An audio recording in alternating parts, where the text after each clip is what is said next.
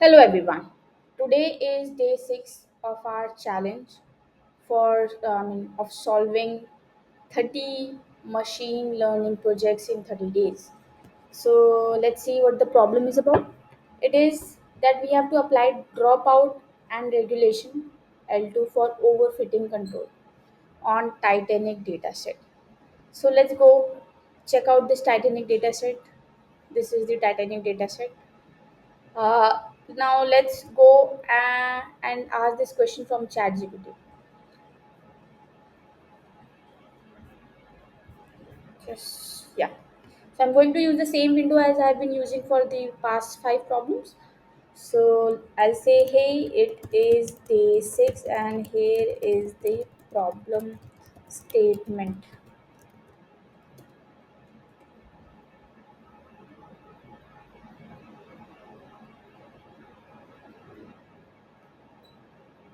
Okay, so we know what overfitting is, but we will still go through what ChatGPT is trying to say because we might end up learning something new.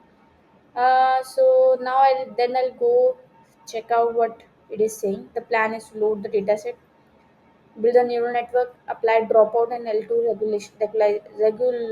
regularization, and train and observe the model on overfitting. Yes. So and then we will visualize it. So let's yeah, it has generated the response completely. So let's start. It says that today we will explore techniques for controlling overfitting. First is dropout, second is L2 regularization. We will apply these techniques. So these two techniques are for what? To handle uh, overfitting. So we will apply these techniques to a model trained on the Titanic dataset. Which dataset? Titanic dataset, which is a known dataset containing information about passengers like their age, gender, ticket class, etc., with the goal of predicting survivors. So we have to predict the survival, and this is the feature list. What is overfitting? Overfitting happens when a model learns the training data too well, including noise and minor details, resulting in poor generalization on the new data. So in general terms, the model performs really well on the training data but fails on unseen data.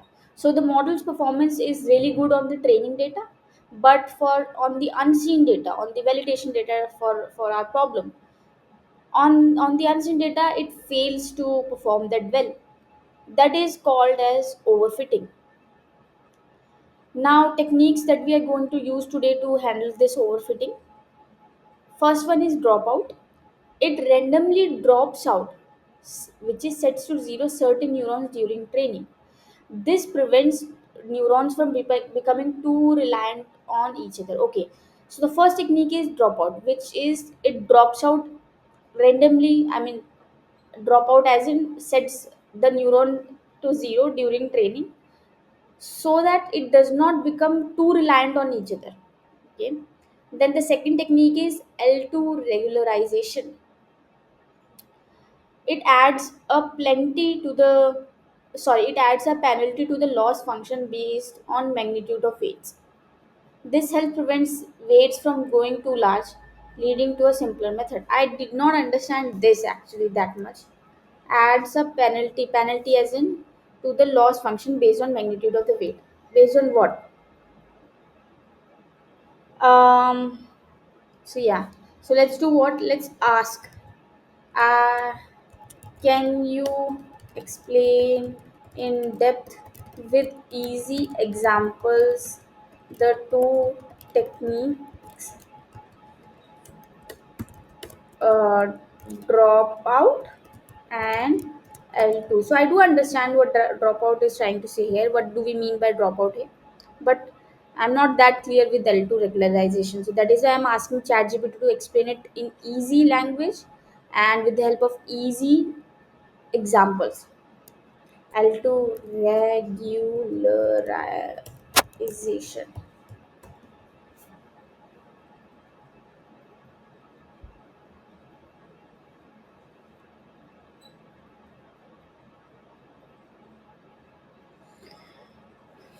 Okay, let it generate everything.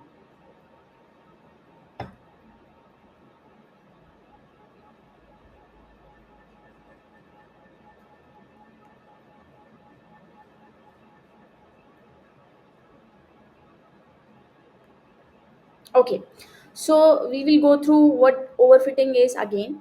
So overfitting occurs when a model learns the training data too well, and including its noise and irrelevant details, and fails to generalize to new unseen data. It is like a student who memorizes every page of a book instead of understanding the main concept. They might do well in a test, but since they have not understood the concept, they might not do well for the new questions.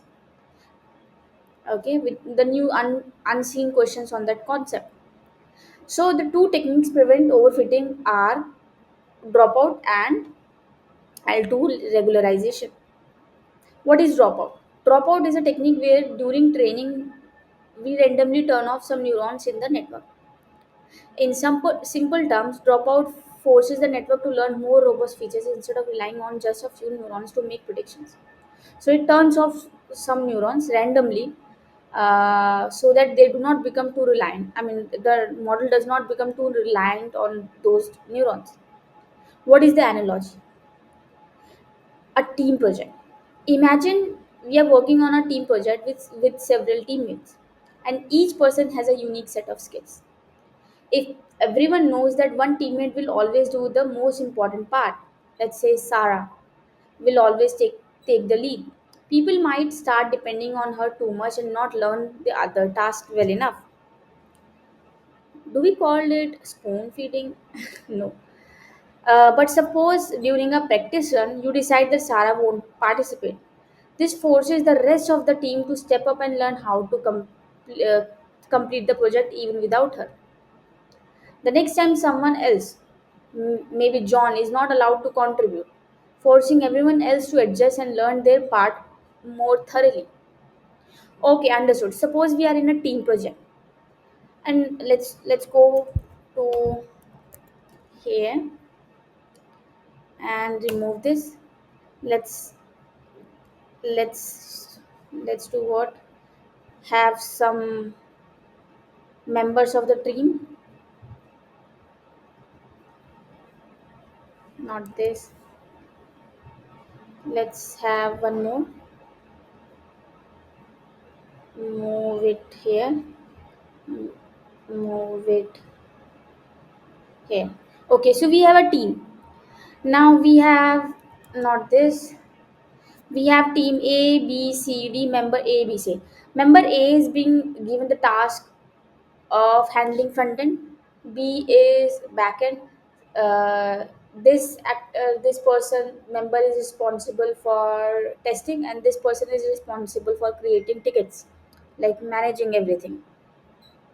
So what if people are too dependent on this backend guy because this person knows everything? This person can take care of the front end. This person can take care of the testing part. This person can also take care of the creating Jira tickets. Now, what if this person falls sick? Then the whole team will become unusable. They will not be able to do anything. Or well, let's say they know about the system already, but what if a new feature comes in and they have to work on that feature, but this person is not well that day, so the team will not be able to work efficiently. Now, with the help of dropout feature, what team will do that this person will not join the workforce one day, and then they all have to take care of that person's job. That way, they all will learn front end work, how to do a front end work as well. Maybe after some time, this QA guy will not be present. Then all the rest of the team members will have to work on how to do testing in that project, so they all will become very well versed with the system's need, how the system works, right? So this is how dropout works. It randomly turns off some neurons in each training iteration. The percentage of neurons that are turned off is called dropout rate. The percentage of, so here we were dropping out one team member out from from a team of four people, 4 members. So it is like 25%. So the dropout rate is the how many neurons are turned off. If the rate is 50%, half of the neuron in that layer are turned off. By doing this, the model is forced not to rely on just a few neurons instead could distribute learning across many neurons. Correct. That's what we understood with that analogy. What are the effect of dropout? Better generalization. Since the model cannot rely too much on specific neurons, it learns more generalized features, improving performance on new and unseen data. Yes, we saw that. Prevents overfitting. Now, since the neurons become generalized, and hence improves the performance on the new and unseen data, it then prevents the overfitting. So dropout adds randomness and make the training process less dependent on specific weights and preventing overfitting. Yes, and now we do understand that, right? Let's say with the help of example, let's understand it. Imagine we have a layer of 8 neurons. These are the neurons, 8 neurons in a layer. During dropout, if we apply a dropout rate of 50%, it randomly turns off how many neurons out of 8. 50% of 8 neurons will be 4 neurons. So it will turn off randomly 4 neurons. It can turn off this, or it can turn off this. Any 5 random neurons. Then it becomes generalized. Only the remaining neurons are active and contribute during the training iteration. In the next iteration, another set of neurons may be turned off randomly. So this is how the dropout works. In short, dropout is like randomly telling team members they can't participate in every practice, forcing everyone else to learn all parts of the project, making the entire team stronger. Yeah, I really liked it. I might end up using it in my office. So, next technique is L2 regularization. L2 regularization is a technique where we panelize large weights. Okay, so we panelize what? Large weights in the neural network. The idea is to keep the weights small. Why? We will understand it later. So that the model does not rely too heavily on any particular feature. Okay, maybe is it the reason we do scaling? Some, I guess so. I mean, something similar. Analogy is that the minimalist student. Imagine student who is studying for a test. The student has a huge set of notes but decides that highlighting every single line will help them remember everything. This approach makes the notes bulky and hard to review effectively, and the student ends up memorizing unnecessary details. True. So what the student is doing? Student is highlighting every single line of the notes. Now what it will do, the student will have to memorize everything, even the unnecessary details. Now imagine that someone tells the student that they will be penalized for highlighting too much. Good. They need to limit themselves to highlighting only the most important parts of the notes. The student now has to carefully decide what's the most important, and in the process they learn the main concept rather than trying to memorize everything. Right? For example, here it has made this bold and this bold instead of making everything bold, right? So only the important parts are are highlighted by the student and eventually being memorized, but and ignoring the unnecessary details. So whenever and how we are forcing the student to do so? By penalizing for highlighting too much. In the context of neural network, the goal is to find the best weights that minimizes the weight loss. L2 regularization adds a penalty to the loss function based on the magnitude of the weights. Okay, so based on the magnitude of the weights, it penalizes the loss function. The idea is to keep that the weight small, making the network simpler and less likely to overfit. Okay, so idea is to keep the weight small by panelizing the heavier weights mathematically without going too much into detail. That's what we want. The loss function is what the model tries to minimize. Yes, ultimately we want that only, right? That the loss function should be minimum. The loss should be minimum. The L2 with L2 regularization, a penalty term proportionally to the sum of the squares of all the weights is added to the loss. Okay, sum of the squares of all the weights is added as the penalty to the loss. The larger the weight becomes, the larger the penalty. Okay, so if the weight becomes higher, the sum of squares of all the weights are going to be higher, and then this adding that as the penalty will also be higher, which becomes larger penalty. What are the effects of L2 regularization? It prevents larger weights. We saw that it prevents larger weights. So L2 discourages weights from growing too large, which can lead to overfitting. True. With smaller weights, the decision boundary formed by the model are generally simpler and smoother, which can help in generalizing too. So ultimately, we are generalizing the to the new data. Dropout, we turn off the neurons randomly. Here, we are turning off based on the weights. Not turning off, we are applying penalty. So the larger the weight, the larger the penalty. Examples in neural network is, suppose a neural network has learned that certain weights are heavy, are very large, because it thinks those features are extremely important. With L2 regularization, the model tries to keep those weights smaller by adding a penalty to the loss function if weight grow too large. Yes. The result is that the network learns to spread importance across multiple features rather than relying heavily on just few. Correct, right? So it may what it will do, it spread up the importance. It spreads the importance across multiple features instead of relying heavily on just a few features which possesses heavy weights. So in short, L2 regularization is like telling a student they can only highlight the most important information with preventing them relying too much on unnecessary details, resulting in more efficient learning. Understood? So only give importance to the ones, I mean, generalize everything, and spread out, generalize and consider every weight instead of relying heavily on the larger weights.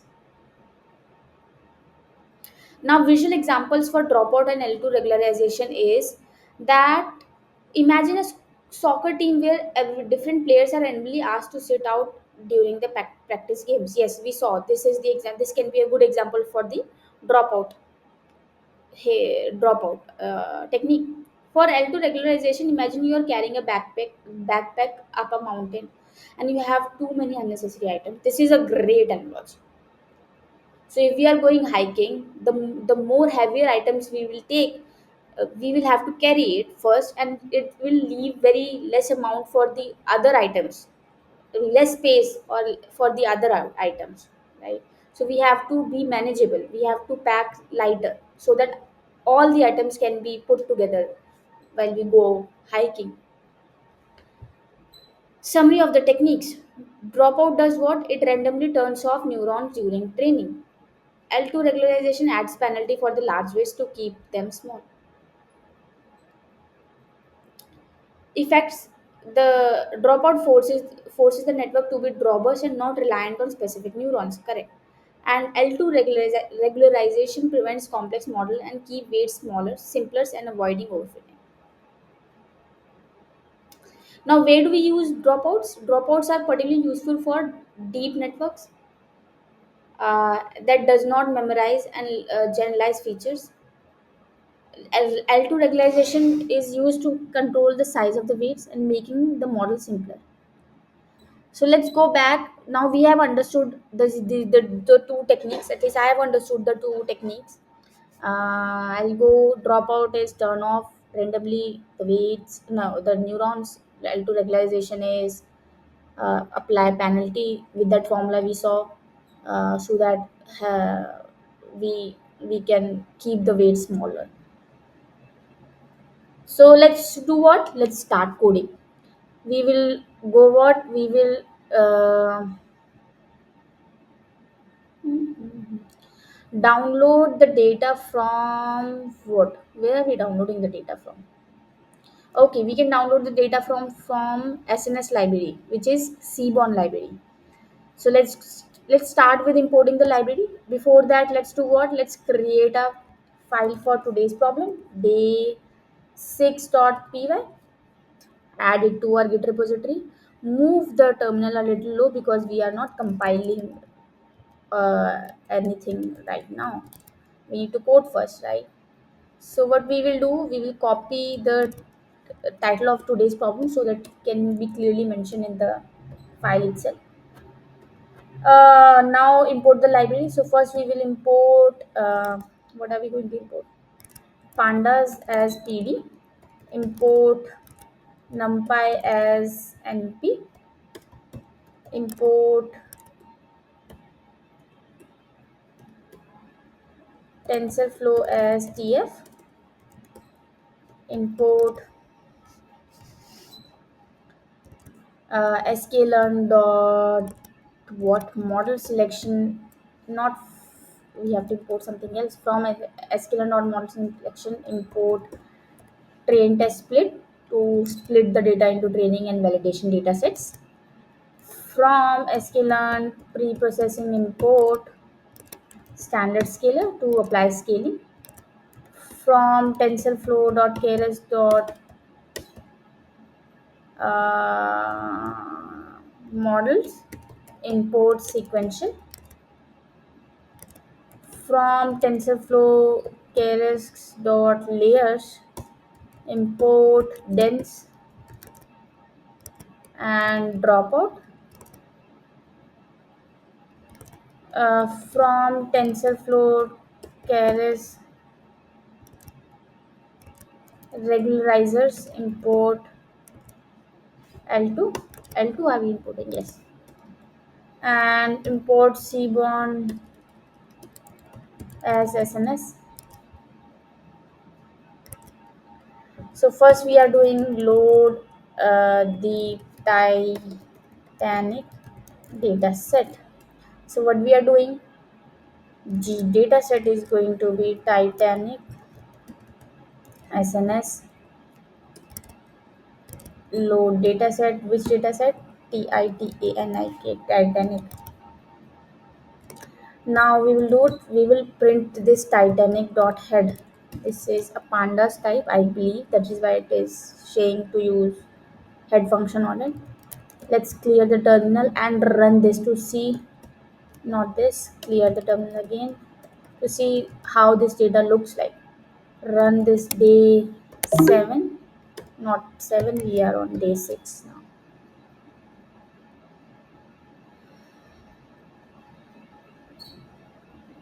So this is how the data looks like. It has these many columns.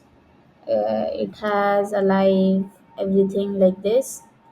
And if I want to see how many columns it has, I'll go use the info function on this data frame. And it has how many? It has 15 columns and it has 891 entries. So yes, this is the data. Now we will do what? We know how the data looks like. Now we will do what? Pre-process the data. How do we pre-process the data? So what we will do, we will drop the columns that are not required, that are not useful for prediction. So what are we dropping? Are we dropping embarked? Yes, we are. What embarked is SC, it is a category. Then we are dropping class who, adult male, class, what is class? Okay, who, man, woman, adult. Yes, a male and alive deck. Alive, yes, and deck. Okay. So let's drop them. So what are we going to drop? We are going to drop, what are we dropping? We are dropping this, then we are dropping this, then we are dropping this, then we are dropping this, and then we are dropping this, and then we are dropping this. Okay, we are dropping this as well. Deck live down. We are dropping alive, and we are dropping sex as well. I don't think we need a loan also, but since this is not dropping it, I will not also drop it because I'm taking help from someone. I need to listen. Now we see we will do what, print the Titanic dot head a little one more time, and not this. And now let's run it again. Now it should drop everything. Here we have passed this argument to mention that we are dropping the columns. Now it has 1, 2, 3, 4, 5, 6, 7 columns only. First is it have whether the customer has sorry, whether or not the passenger has survived or not. What was the class of the passenger? What was the age of the passenger? I don't know what this SP is. Pass, I don't know. Fare, yes. Alone or not, yes. So these are the values. Now it says that we need to fill the missing values. We need to fill the fare and age. Fare and age. Um, and see, everything is, we do not have to do what, apply uh, any encoding to convert. We do not have any categorical data now, so we do not have to apply any encoding. So we need to, it says that we need to fill the missing values. So let's do what, let's find the missing values. Is null and sum. So let's see how many missing values do we have, then only we can decide whether we need to drop or not, right? We do have missing values in the age. So let's drop the missing values in the age. Drop, sorry, not drop, fill the missing values in age. Only age has missing values. So I'm not applying on fare because we do not have missing values on fare. So we I will not go ahead as blindly as ChatGPT is asking me to do, but I will do. So the Titanic age will be Titanic dot apply, not apply, Titanic age, fill the missing values, fill the missing values. We will fill the mean for the missing values, and we want to do in place. Yes. Now let's do what? Let's check the missing values again. Run it. We should not have any missing value now. And now we have, how many missing values do we have? We have 891 missing values.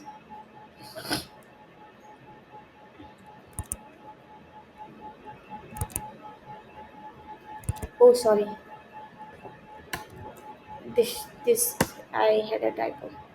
Now we should have no missing values. Yes, now we have no missing values. So we have filled the age with the missing values with the mean of the age, and we need to do the what?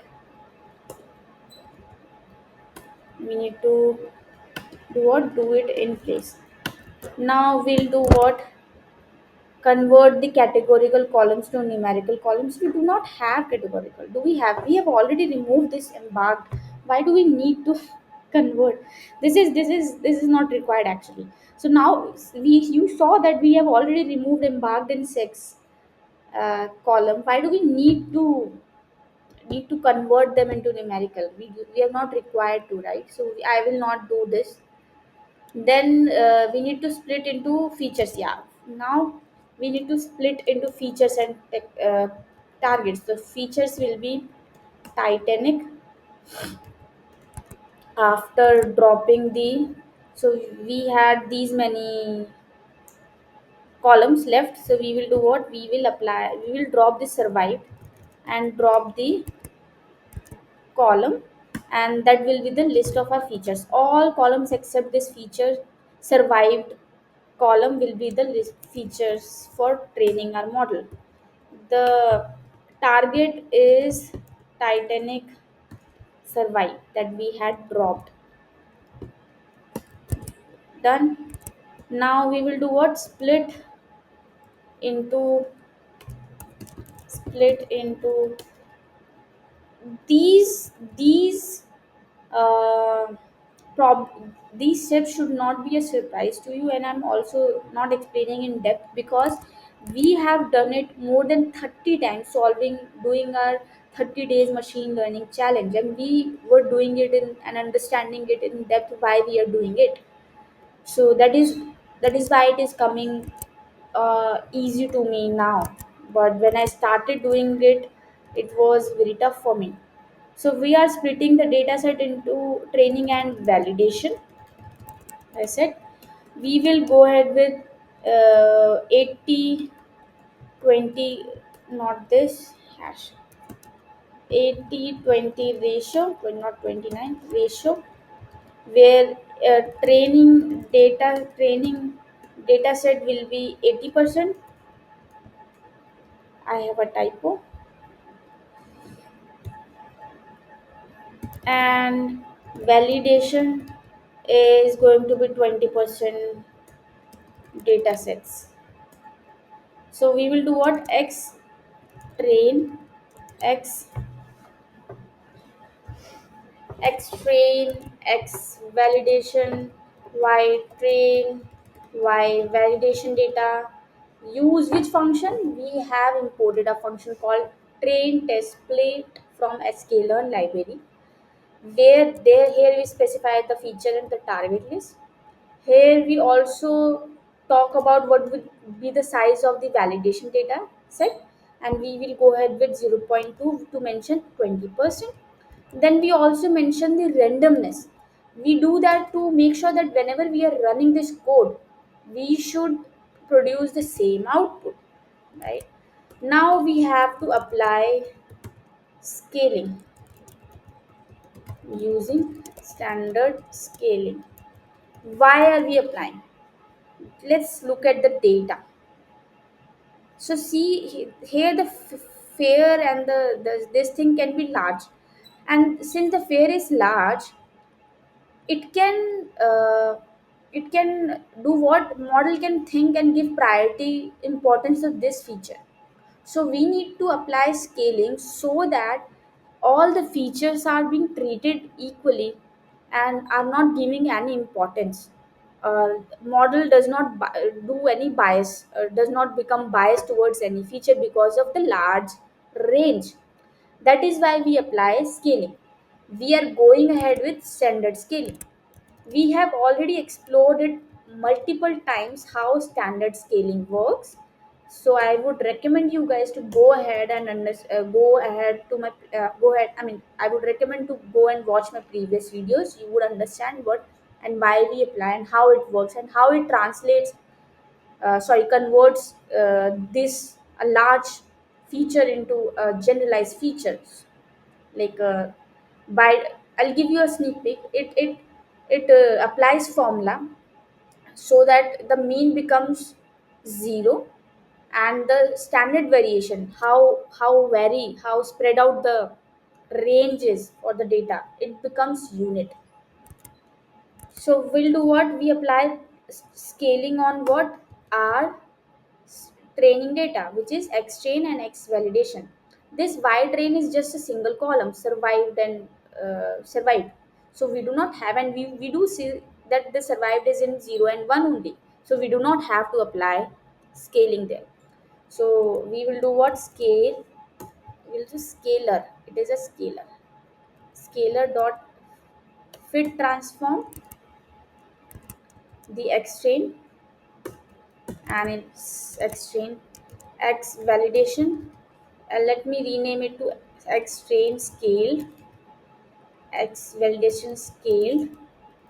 And now you see we are going a little different from the chat GPT version, because yeah, we need to copy. We are copying. We are not blindly following what it says. We are using our own brain itself. I mean, I am at least using my own brain. So now we are using the same vocabulary and transforming the validation data using the transform function. Now everything looks fine. The data is pre-processed and almost done to be processed by the model. Now we will go and build the model and with dropout and L2 regularization. So we will do what? Build the model. Neural network model will drop out and L2 regularize. Will the neural network model with dropout and L2 regularization. We will do what? Model. We will build the sequential model. Then we will do what? We will do model dot add a dense model, a dense layer we are going to add. And how many neurons are we starting with in that layer? The neurons are started with 128 neurons in the first layer. The input shape is shape of our training data. Activation function regularly rectified linear unit. We saw how it is a go-to activation function for most of the neural network in our previous day 3 video of this challenge. We also specify this kernel regularization, which is how to apply this regularization so that we do not overfit. So we are applying L2, and the what is the general helps keep the weights from growing too large. This L2 penalty of 0.01 helps keep the weight from growing too large.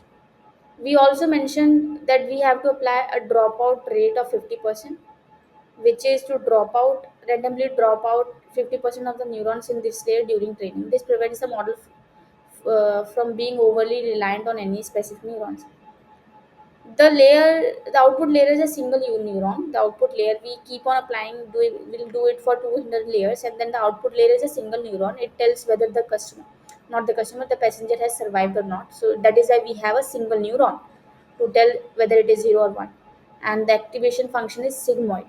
We also saw and learned about this activation function in on our day, which day? Day 4. Yeah. So, sigmoid is used for classification. That is why we are using this sigmoid.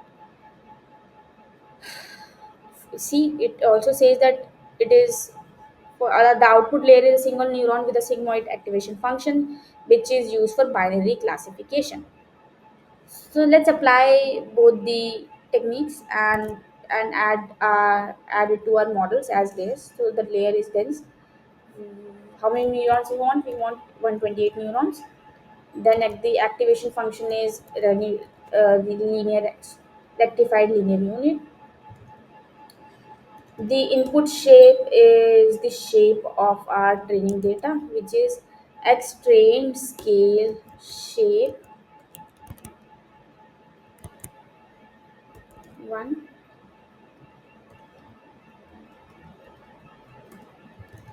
Then not this, like this.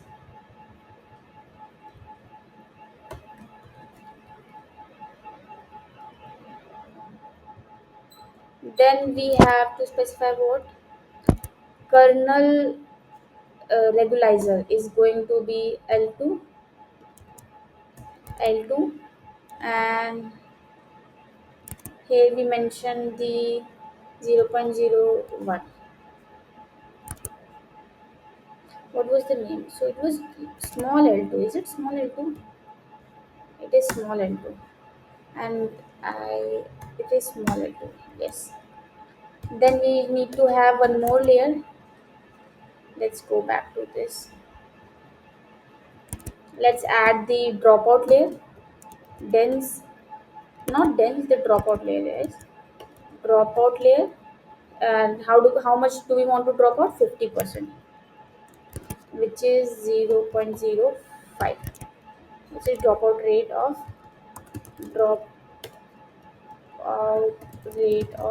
50%. Then we will repeat it, add a dense layer of reduce the 128 neuron to averaging neuron to half of it, which is 64 neurons. The activation function is linear, rectified linear unit. We do not have to specify the input shape. We do specify only for the first layer. The kernel regularizer is going to be L2 of the this learning rate. Then we have a dropout layer of 0.05. No, we have dropped out to 0.3, not 0.5. It would be 5%, right? 0.3, not 0.3, which is 30%. So this is drop rate of 30%. I have a typo. Then we are going to add our output layer, which is going to be a dense layer of one neuron only, and the activation function is not going to be rectified linear unit, instead going to be sigmoid, because it is a binary classification, right? It Sigmoid is usually used for binary classification to talk about the probability. Now we are going to compile the model.compile. Here we use the optimizer as Adam, the go-to optimizer. Yesterday's problem was all about understanding different optimizers. Then what loss function are we going to use to use to detect it, to calculate the loss? So we have a binary problem today, so we are going to use binary cross entropy. And then a matrix that we are going to use to calculate the performance is going to be accuracy. So that is it. Now we will do what? We will display the sum model summary. This we are using for the first time, this function. So let's see what it will do. Display the model.summary.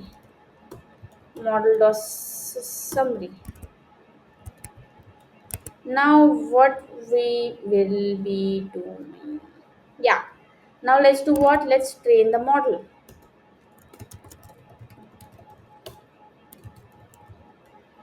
So model.fit, how are we fitting? And let's store everything, this training data, in this history variable. And then this, let's, the indentation is not nice. Let's train the model. Here we are training how we mentioned the x, not x scale, x train scale, y train, the training, the target. Then validation data, we are going to use x validation scale and y validation. Then the epochs, how many iterations we want to run? 10 iterations. Is it correct? Oh, we are taking 50 iterations today. Maybe the data is less, maybe that's why. The batch size is how much the batch size is? 32 samples. uh, and then we do want to see how it is training, what is the performance in each iteration, in each epoch. So we want to see it in the terminal. Now we have stored the history. What we are going to do? We are going to convert this history variable into a data frame so that we can easily view it. Convert the history into data frame for easy viewing. So history data frame is going to be use pandas. Create a data frame. We mention history dot history, and then we will see history data frame. Couple of the first few rows, the first 5 rows of the history data frame. And at last we will do what? Let's visualize it. Let's write the code for visualizing it also. So for that, let's import the matplot library.py plot as plt. Now we are going to build the graph. Let's visualize what? Performance and loss of our model. Visualize the model's perform loss and accuracy. So we will do model models model loss, visualize the loss and accuracy of the model. Let's capitalize it, loss. Now we will do what? Plot the loss. So we will plot the loss. For that we will plot a figure of size, um, 14 is to 6, and we will plot history data frame. Here we get the loss. The label is going to be training loss, and we have a typo. And let me minimize the terminal. Then are going to have plot the history data frame loss for our validation data. So it is going to be val underscore loss. The label is going to be validation validation loss. The x label is going for this plot is going to be epochs. The y label is going to be loss, because we are plotting the graph between the epochs and loss.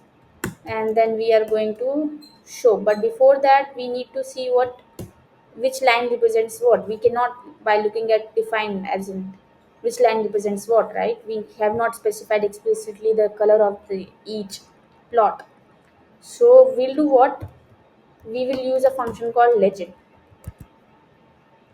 Oh, we forgot to mention the title of this plot. So it is going to be training and validation loss for different.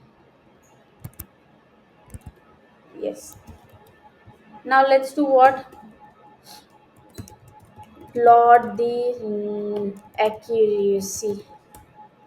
Again, create a figure of size. Let's go ahead with same size, 14 is to 6. Plot the what? Accuracy, and I need to mention it in this string format. And the label is going to be training, training, training accuracy. Plot history from history diff. Now plot the validation accuracy. Label, now I have a typo here as well. It is label.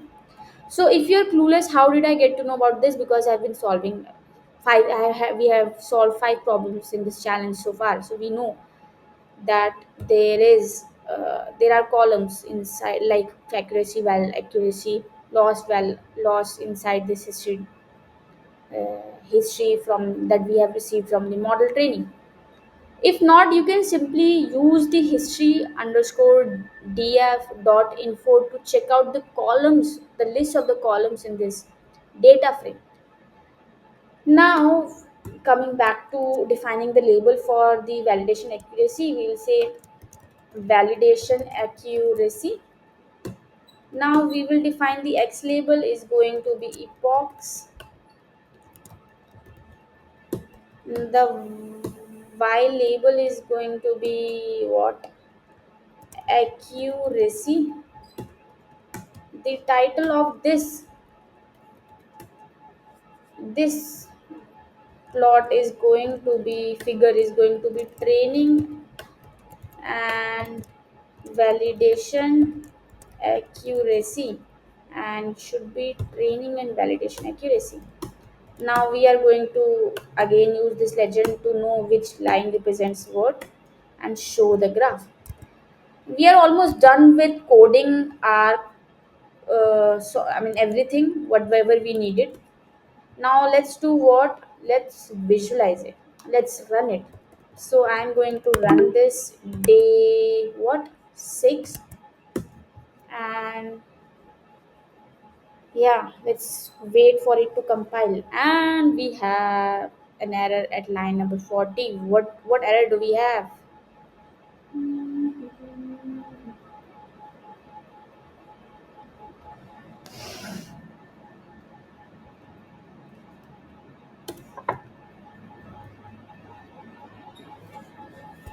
It says at line number 40,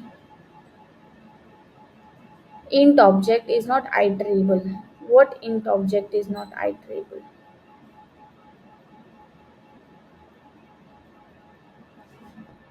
I guess this is not iterable.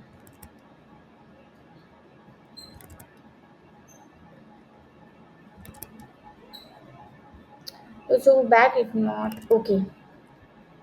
Input shape. So that is how it should. I had a typo. Let's run it again. Now we have it on line number 48. It says admin. Adam. I have a typo here as well. Let's run it and see if we do receive one more error. No, we have not. It is training quite fast. Oh my god, it is training so fast. For each iteration, it took almost 1 millisecond. Too good.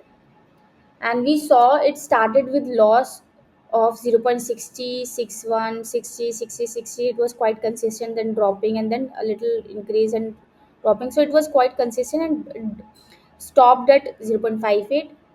The accuracy was also like started with 0.72 72 72 72 72, so it is also consistent. For unseen data, let's so the main importance we are doing this is to do what to have it to see it. Okay, so the loss was started with 1.54, so that is why the loss got improved a lot. So the accuracy also started with 0.61 and ended with 0.78, which is 78%. For validation, do we see the loss should decrease 1.3 1.1, and it is decreasing decreasing decreasing decreasing decreasing decreasing decreasing decreasing decreasing decreasing decreasing, and there is a steady decrease. Very good. And for accuracy it should also increase steadily. 68 73 74 75 76 73 74 75 73 74 75 74 75 74 74 73 74 74 74 73 74 74 73 74. So the accuracy is also quite good. See, the accuracy and the training both looks really good. Let me take screenshot. No, this is better. So really good with both the techniques. We do see that it is performing really good even for the unseen data. See, this is the unseen data, this is the training data. So yes, after applying both the techniques, we do see some improvement for the we do see improvement even for the unseen data, that is the validation data. So yes, we have to give you a recap, we saw what the two techniques are about, how they function. Dropout randomly turns off neurons during training. L2 regularization adds a penalty for larger weights to keep them small. Then we have applied it in the form of layers to our neural network. And yes, and we also saw how it is not this. We also saw how good it has performed for our what model.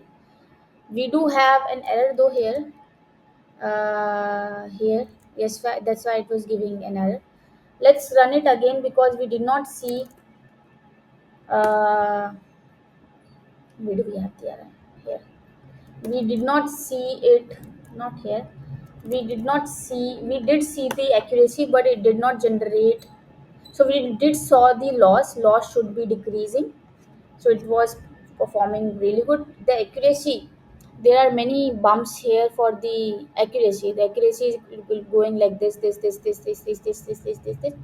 For steadiness, we could have used a different optimizer, but yeah, but here it is also, see, the for validation also it is performing in a similar way. So yes,